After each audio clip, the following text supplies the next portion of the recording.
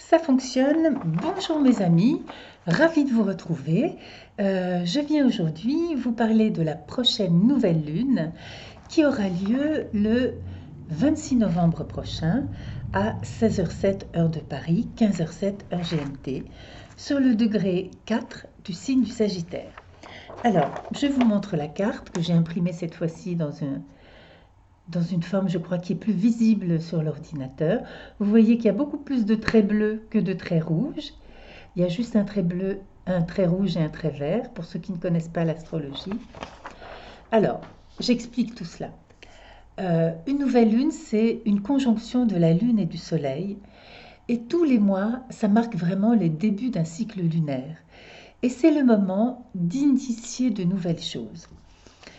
Et cette nouvelle lune est en effet, comme toutes les nouvelles lunes, vraiment clairement le début de quelque chose de nouveau. Alors, c'est un redémarrage, à vrai dire, qui se fait tout doucement parce que dans nos vies, pardon, j'ai à nouveau soif,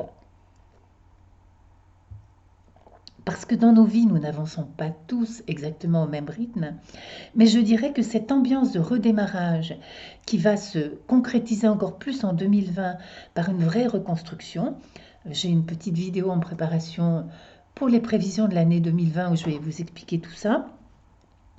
Ce redémarrage se fait petit à petit, mais c'est vrai que depuis la dernière lunaison, même s'il y a encore certains d'entre nous, bien sûr, qui sont encore dans l'effondrement ou le pourrissement d'une situation qu'ils ne voulaient pas quitter, ou bien qui sont encore dans finir d'arrêter correctement une situation qu'ils voulaient arrêter dans l'un ou l'autre domaine de votre vie, de leur vie, eh bien, nous le sentons, il y a quand même déjà les prémices, le début d'un redémarrage. Alors, je trouve que cette nouvelle lune, elle est quand même, par rapport à tout ce que nous avons vécu d'assez difficile ces derniers mois, je trouve que, enfin les choses difficiles à vrai dire, on peut même dire que c'était en 2018 plus 2019 pour beaucoup de personnes. Mais bon, ça j'y reviendrai dans une prochaine vidéo. Donc là, on va dire depuis quelques semaines, c'était quand même très bousculé pour plein de gens. Là, pour une fois, je trouve que c'est un début de cycle, quand même, avec la Lune et le Soleil en Sagittaire, c'est un début de cycle quand même assez serein, assez idéaliste, assez posé, où on va pouvoir commencer à installer les choses, à les organiser, à les prévoir, avec pourquoi pas un certain enthousiasme. Alors, la seule vraiment tension importante que l'on peut remarquer dans ce thème astrologique de la nouvelle lune, je vous la remontre. Voilà, je mets mes doigts aux deux extrémités. C'est donc une opposition entre la planète Mars qui est maintenant dans le signe du Scorpion, et la planète Uranus. Cette opposition est quasi exacte, puisque Mars est à 4 degrés 49 et Uranus à 3 degrés 29. Donc c'est quand même une opposition très forte. Et quand un aspect est presque exact, c'est-à-dire quand il n'y a pas beaucoup d'écart, vous savez, en astrologie, on autorise des écarts entre ces différents angles que forment les planètes entre elles. Quand il y a très peu d'écart, ça veut dire que l'impact, la force de cet aspect est d'autant plus grande. Donc là, qu'est-ce que ça veut dire? C'est un aspect quand même, alors ce n'est plus l'aspect de carré que nous avons eu, rappelez-vous récemment, toute la dernière lunaison, Mars qui était en Balance était au carré de Pluton-Saturne. Et là, c'était quand même assez violent comme aspect. Là, nous avons cette opposition Mars-Uranus. C'est un petit peu différent. Mars est en Scorpion. Il n'est plus en Balance dans une ambiance d'hésitation, de difficulté à lâcher ou à choisir. Mars est en Scorpion. Mars en Scorpion, il est combatif, agressif. Ça peut être agressif au sens positif de affirmer. Mais en tout cas, il est très déterminé. Il ne fait pas forcément dans la dentelle, il n'y va pas par quatre chemins, comme on dit. Il sait ce qu'il a à faire, il va le faire et puis c'est tout. Donc il agit vraiment, quels que soient ses états d'âme, vous savez, Euh, Mars en Scorpion, ça me fait un peu penser, vous savez, quand on dit bon, bah, quand faut y aller. Hein. Et ben, tant pis si ça nous fait peur, si ça nous fait de la peine, si on est à moitié d'accord. On sent là que quelque chose doit être fait et on le fait. Et Mars va nous aider à être, enfin, un grand nombre d'entre nous, à être dans cet état d'esprit extrêmement positif, extrêmement combatif, qui va vouloir vraiment changer les choses, puisque Mars en Scorpion est en principe d'accord pour changer ce qui doit être changé. Alors, en face, donc, il y a, il y a pardon, je reprends mes notes là. En face, nous avons donc Uranus. Uranus, qui est donc en taureau, je pense que Uranus et Mars forment un axe. Et cet axe, c'est quand même un axe de rébellion. C'est quand même un axe qui dit oui, nous voulons changer les choses, nous voulons faire exploser cette situation qui ne nous convient plus. Bien sûr, c'est un axe qu'on va pouvoir retrouver aussi au niveau mondial selon, vous savez, chaque endroit du globe terrestre a un signe qui lui est affecté, on va dire. Donc ça va toucher plus ou moins certaines régions, même au niveau météo et tout ça, bon bref. Mais en tout cas, c'est sûr qu'il y a là une forte volonté de, de changer les choses, de renouveler les choses, de ne plus rester dans les habitudes, dans les vieux carcans du passé. Ça va vraiment, je trouve, avec ce début de lunaison qui nous dit d'être dans la reconstruction, parce que là, c'est vrai, on a envie de pousser tout ce qui nous gêne et vraiment d'être dans quelque chose de renouvelé ou de en train d'être renouvelé. Alors, Mars forme d'ailleurs un très beau trigone avec le nœud nord en Cancer, qui est toujours là en train de nous encourager à privilégier notre épanouissement familial, émotionnel, intime, affectif, plutôt que l'argent ou la fausse sécurité ou la réputation ou nos habitudes. D'accord? Donc ça veut bien dire que là, dans cette lunaison, nous sommes vraiment dans un début de reconstruction de ce qui doit être reconstruit. Et vous savez, je pense que cette reconstruction, cette libération, qui est vraiment une renaissance, hein, pour certains, ça va être plus qu'un nouveau départ. Pour certains, ça va être vraiment une renaissance. Bon, pour d'autres, ça va être plus nuancé parce que certaines personnes n'étaient pas forcément d'accord avec les effondrements qui ont eu lieu dans leur vie récemment. Uranus, il est donc en taureau, il rétrograde jusqu'au mois de janvier, et donc on est bien là dans la préparation ou le commencement pour mettre en place ce changement qui peut passer donc par une rupture, un changement important. C'est vraiment, on largue les amarres. Alors, il y aura peut-être juste au niveau de cette opposition, bien qu'elle soit entre deux signes fixes, il y aura peut-être juste une adaptation à faire au niveau du rythme. Peut-être que certains d'entre nous sont précipités dans des changements qui demandent une réaction assez rapide. Et ben, il y a des gens, et c'est bien compréhensible, qui ont besoin d'un peu de temps pour souffler, pour dire bon bah ok d'accord on le fait alors on s'organise comment on fait quoi donc ça va être ce qui va peut-être aussi être un petit peu compliqué pour certains d'entre nous, d'accord. Alors cette opposition est quand même considérablement adoucie au niveau de sa mise en œuvre par un très bel aspect que je vous remontre. Là j'ai mon doigt sur le sommet de ce triangle. Vous voyez, là, il y a un triangle formé de deux traits bleus. Et c'est donc un aspect de sextile et de trigone entre l'opposition Mars-Uranus et la conjonction Vénus-Jupiter. Alors, Vénus-Jupiter, Jupiter est le maître de la lunaison, puisqu'il est le maître du signe dans lequel se trouvent le Soleil et la Lune. Et vous savez, Jupiter et Vénus étaient appelés en astrologie ancienne les deux bénéfiques.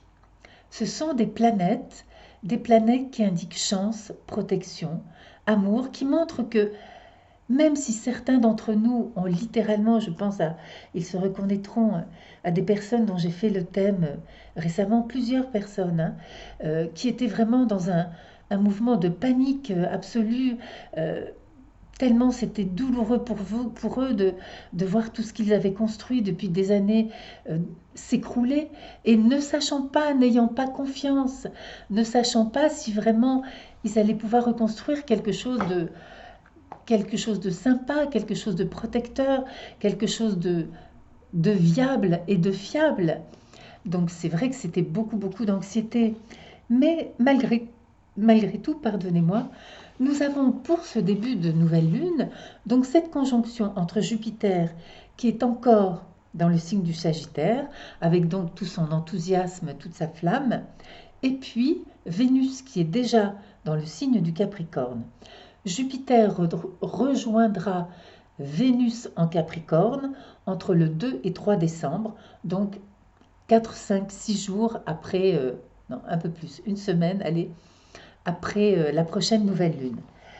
Mais donc, de toute façon, une conjonction Vénus-Jupiter, qu'elle soit moitié en Sagittaire ou qu'elle soit complètement en Capricorne, c'est une conjonction de réalisation, de reconstruction. Ça veut dire nous trouvons des solutions pour ceux qui, dans leur changement consenti, voulu ou subi, ne savent pas encore très bien comment ils vont réussir à mettre en place telle ou telle chose. Eh bien, vous allez voir que les solutions vont apparaître, ou alors vous allez les trouver, mais en tout cas, vous allez pouvoir commencer vraiment à mettre en place ce qui doit être mis en place d'une manière durable, parce que Vénus en Capricorne agit d'une manière durable et que Jupiter en Capricorne va agir après d'une manière durable. Donc nous allons pouvoir poser les choses, officialiser les choses, dire bon ben voilà, la page qui devait être tournée est en train de se tourner. Et voyez là, au début du Capricorne, pour remplacer ce nœud sud qui va s'en aller et nous laisser un petit peu de répit, enfin même beaucoup de répit, eh bien nous avons Vénus et Jupiter qui viennent nous dire, ça y est, quelque chose s'ouvre, les choses vont être beaucoup plus faciles et nous allons pouvoir organiser ce qui doit être organisé. Alors, donc le sextile Mars à Jupiter, c'est un sextile réalisateur et efficace.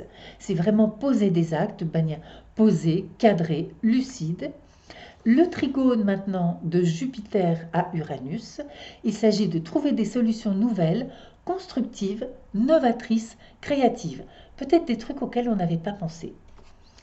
Et avec Vénus au sextile de Mars, c'est notre capacité de construire sur le long terme et même d'apprécier quand ils se seront passés ces changements. Parce que vous savez, quelque part, et ça c'est aussi le trigone de Vénus à Uranus, Vénus qui est donc le maître d'Uranus qui est en taureau, c'est un trigone de chance, de protection, de bien-être. Et vous savez quoi? Vous allez vous rendre compte, pour ceux qui n'ont pas encore vécu récemment, qu'en fait, dès qu'on accepte ce changement, dès qu'on lâche, dès qu'on dit, bon bah ok, d'accord, il va falloir passer par ce stade de vie, il va falloir faire ça, bon bah ok, je le fais. Mais dès qu'on lâche, mais on est apaisé. Bon, ça y est, on a accepté. Même s'il faut s'organiser, trouver des solutions nouvelles et tout ça, bon, bah, mis à part pour les gens qui sont très désorganisés, mais quand même, quand c'est juste une question d'organisation, bah, c'est juste une question d'organisation. On réfléchit un petit peu et puis on trouve où on va mettre ci, où on va se poser, où on va mettre notre bureau, où on va mettre notre lit, qu'est-ce qu'on va faire comme formation pour trouver un nouveau travail. On s'organise. Mais du moment qu'on a accepté, nous avons immédiatement une énorme charge d'angoisse, de rébellion intérieure, de peur, d'anxiété, de tout ça, ou de colère, qui va tomber comme un château de sable qui est sec, vous savez, vous posez le doigt dessus et tout s'effondre. Mais tout s'effondre pas pour rien, tout s'effondre pour reconstruire peut-être un château de sable ou un château de pierre ou de calcaire ou de cristal ou d'émeraude ou de ce que vous voulez, beaucoup plus beau en dessous. Alors, également, nous avons un très très beau triangle que je vous montre aussi. Voilà, pardon. Il est là, j'ai le doigt sur sur le sommet de ce triangle. Donc nous avons un très joli triangle. Je regarde le temps, oui c'est bon. Entre Pluton, Saturne, Neptune et Mercure. Alors, à nouveau, avec Pluton, Saturne et le nœud sud, c'est toujours, il faut lâcher, on le rabâche depuis des mois, les vieilles structures, pour rentrer dans le sextile avec Neptune, dans une vie plus proche de notre vrai idéal, pas ni du besoin de gagner de l'argent ou de la réputation ou de l'habitude ou de conserver une vieille structure, mais simplement mettre en place quelque chose, une nouvelle structure qui va mieux correspondre à notre vrai idéal, à ce qui nous ferait vraiment plaisir au fond de nous. Donc il s'agit de lâcher prise avec beaucoup d'inspiration, tandis que Mercure en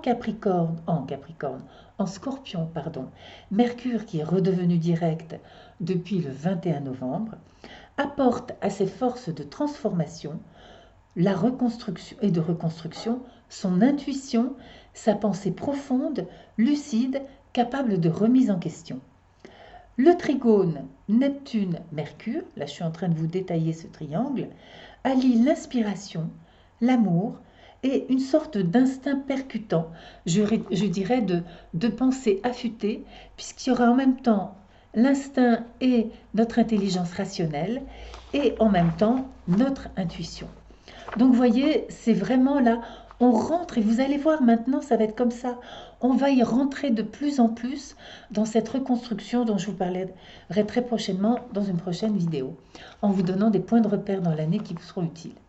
Alors, enfin, dernier aspect que je veux citer quand même, c'est un carré que forme la lune noire, qui est donc en bélier, ainsi que Chiron d'ailleurs, à la conjonction Saturne-Pluton. Alors, ah oui, je dois expliquer la lune noire très brièvement pour une personne qui me l'a demandé 2 fois dans les commentaires. En fait, donc nous avons la Terre et autour nous avons son satellite, la Lune. D'accord? La Lune n'a pas un trajet, comme on dit, circulaire autour de la Terre. La Lune a un trajet en forme d'ellipse, comme un ovale très allongé. D'accord? Et quand il y a une ellipse, eh bien, vous savez, c'est comme les boîtes, je pense aux boîtes qu'utilisent les gens pour ranger leurs lentilles. Ouais, ces petits gâteaux qui s'appellent je ne sais pas comment. Ma mère m'achetait ça quand j'étais petite. C'est des petits gâteaux comme ça en forme d'ellipse, blancs recouverts de sucre.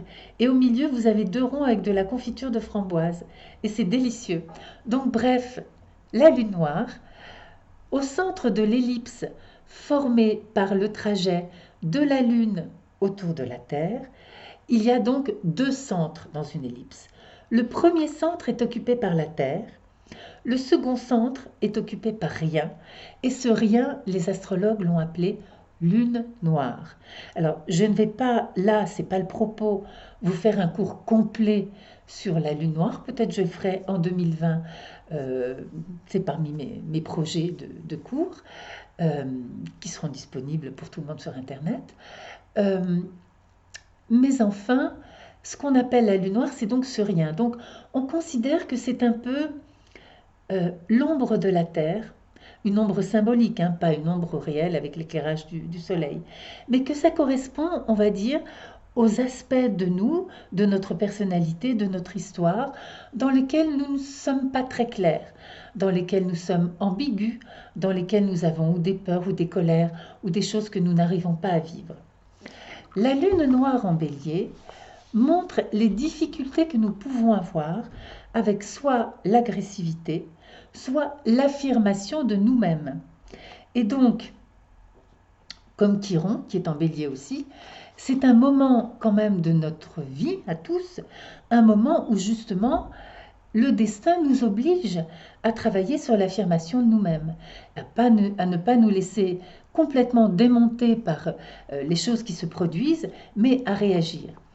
Et là, on va dire, elle va représenter dans son carré à Saturne-Pluton, elle va représenter justement des choses peut-être encore pas complètement clarifiées par rapport à notre passé, des choses sur lesquelles nous devons encore travailler, pour nous sentir beaucoup plus à l'aise euh, dans, euh, dans cette reconstruction que nous devons opérer.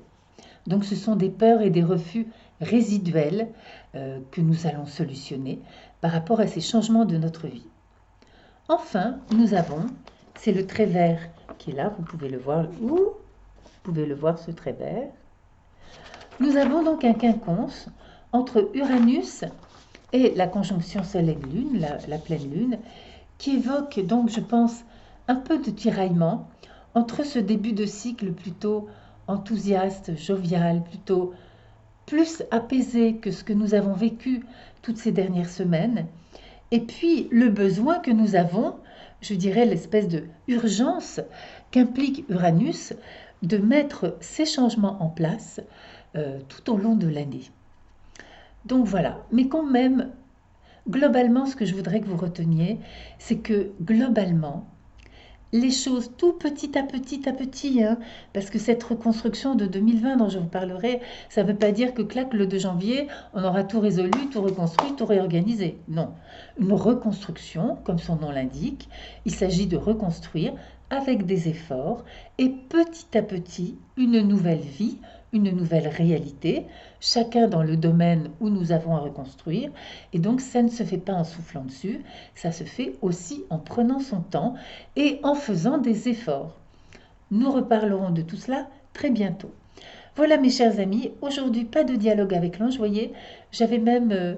parce que c'est vrai que là je suis en train de penser en même temps à la prochaine vidéo que je vais faire et de penser à 1000 choses que moi aussi je dois reconstruire dans ma vie et réorganiser. Donc je n'ai pas de jolies phrases de fin de cycle à vous lire. Alors, enfin de fin de vidéo. Je vous, néanmoins, je pense, à vous indiquer à nouveau, même si je le mets dans la barre d'infos sous la vidéo, mon adresse email mlvedel@yahoo.fr, mon site astrologique sur lequel vous trouvez dans la rubrique tarifs tous les renseignements concernant comment, à quel tarif faire quel thème. Dans la rubrique contact, vous avez mon adresse, mon email à nouveau, mon numéro de téléphone. Donc, c'est pas compliqué. Donc, mon site astro-mc.com. Il est vrai que si vous voulez commander des thèmes, je préfère que vous m'envoyiez un email plutôt que me téléphoner parce que, comme toutes les personnes qui travaillent, je suis assez prise dans la journée et je passe énormément de temps au téléphone pour mes consultations à distance. Donc c'est vrai que parfois les gens ne tombent pas toujours bien ou tombent sur le répondeur. Si vous m'envoyez un email, je réponds aux emails, il n'y a pas de problème. Alors, je suis toujours débordée puisqu'en plus moi aussi j'ai des reconstructions, réorganisations à faire, à penser, à mettre en place qui ne sont pas simples comme tout le monde. Donc, je vous demande pardon de vous dire ça, mais pour l'instant, sauf s'il y a des gens qui se désistent en cours de route parce que c'est trop long, et je comprends et je suis archi désolée d'imposer ce délai, mais pour l'instant, la liste d'attente pour avoir son thème, c'est jusqu'au mois de mars 2020. Voilà, pardon, mais je n'arrive pas à faire autrement, malgré ma bonne volonté. Donc voilà, je ne vais toujours pas ni sur Instagram, ni sur Messenger, ni sur Facebook. Donc c'est pas la peine de m'envoyer des messages via ces moyens de communication. J'ai le téléphone, les emails, les commentaires. Ça fait déjà 3 moyens pour communiquer avec moi. Bon, c'est déjà pas mal. Et voilà. Donc je nous souhaite à tous une belle nouvelle lune, apaisée, enthousiaste, où nous allons commencer à voir le bout du tunnel et à nous dire mais oui, je vais pouvoir trouver telle idée, telle solution pour m'organiser, ça va être bien. Je vous embrasse très très fort et je vous dis à très bientôt, donc au plus tard pour la prochaine nouvelle lune et peut-être avant pour une nouvelle vidéo. Bye bye.